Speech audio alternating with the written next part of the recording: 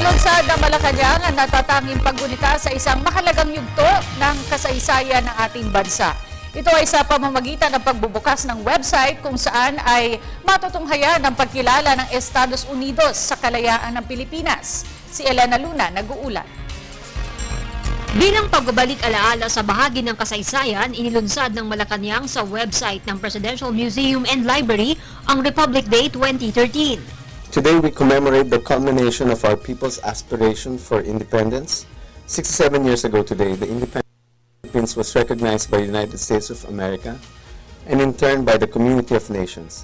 Makikita sa website ang larawan ng pagdiriwang ng Araw ng Kasarinlan sa Amerika at inaugurasyon ng ikatlong Republika ng Pilipinas na ginanap noong July 4, 1946. Ang mga lumang litrato mula sa Blue Book of the First Year of the Republic, ginawang colored.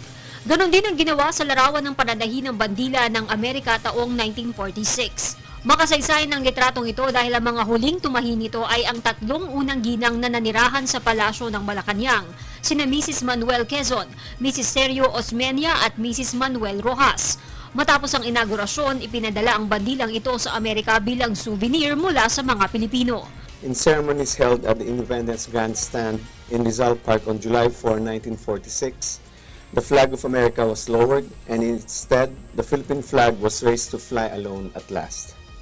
The independence of the Philippines and the inauguration of our Third Republic was marked by Manuel Rojas retaking his oath, eliminating the Pledge of Allegiance to the United States of America, which was required prior to independence, this time as the first President of the Republic of the Philippines. Tampok din sa commemorative page ang huling panunumpa ni Pangulong Manuel Rojas. Ang tagpong ito sa kasaysayan ng nagpakilala kay Rojas bilang huling presidente ng Commonwealth ng Pilipinas at kauna-unahang Pangulo ng Republika ng Pilipinas. May tampok ding video ng pagbangon ng Pilipinas mula sa ikalawang digmaang pandaigdig.